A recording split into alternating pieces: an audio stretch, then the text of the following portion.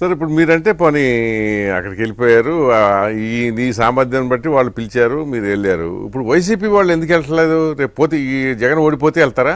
మీరు నేను ఒకటే చెప్తున్నా, మీరు నోట్ చేసి పెట్టుకోండి. రేపు జూన్ 4 ఎలక్షన్ అయిపోయిన తర్వాత, కౌంటింగ్ కూటమి ఏర్పడిన తర్వాత ఇక్కడ తెలంగాణలో టీఆర్ఎస్ కొలాప్స్ అయ్యడానికి 100 రోజులు పట్టింది. ఆంధ్రాలో 100 గంటల్లోనే కొలాప్స్ అయిపోతుంది. 100 గంటల్లో కొలాప్స్ అయిపోతుంది. ఎవరు ఉండరు ఆ పార్టీలో. అసలు జగన్మోహన్ రెడ్డి మీద చూడండి, వాళ్ళ నాయకులే ఎలా తిరగబడతారో.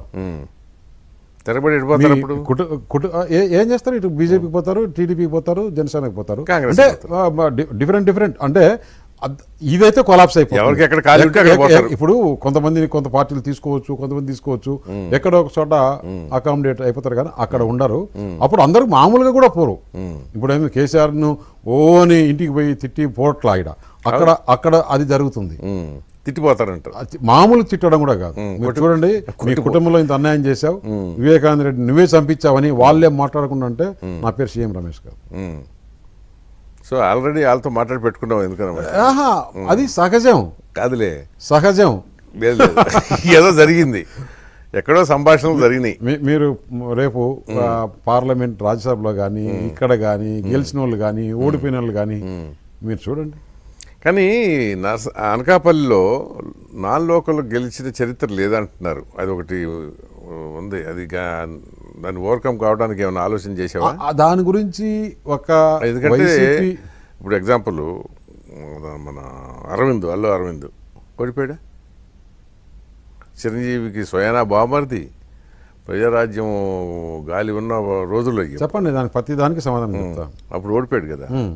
తర్వాత వాళ్ళు ఏమన్నా, ఆయన ఓడిపోయాడు, పాఠశారది ఓడిపోయాడు, మిగతా వాళ్ళంతా వేరు. ఓకే, ఆ రోజు పరిస్థితి అల్లు అరవింద్ ఓడిపోయేదానికి కారణం ఏంటంటే 3 పార్టీలు డివైడ్ అయినాయి. ప్రజారాజ్యం, తెలుగుదేశం, కాంగ్రెస్. ఆ డివైడ్ దీంట్లో ఆయన తక్కువ దీంట్లో పోయాడు.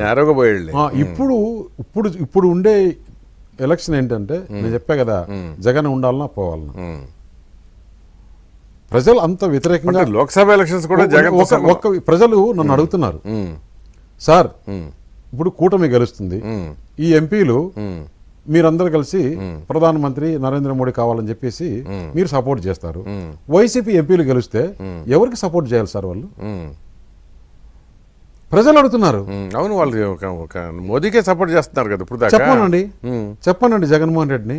చెప్పేదే ఉంది, కాక చెప్పనండి. ఇప్పుడు కూటమి కదా, ఇప్పుడు కూటమి. పోయినసారి కూటమి కాదు, పోయినసారి పోటీ చేశారు. ఇప్పుడు కూటమి నుంచి పోటీ చేసినప్పుడు జనసేన గెలిచినా, టీడీపీ గెలిచినా, బీజేపీ గెలిచినా అందరూ ఎన్డీఏకి సపోర్ట్ చేస్తారు. మరి ఆయన ఎవరికి చేయాలా? ఏదో ఒక రోజు చెప్పాలి కదా జగన్మోహన్ రెడ్డి.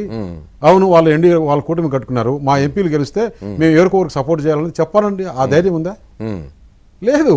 ఎందుకు వారికి ఎంపీలు అవసరం లేదని తేల్చేసావు. నేను తెలిసే కదా, ప్రజలు ఈ మాదిరి అడుగుతున్నారు. అదే మనకి కొండంత అండ.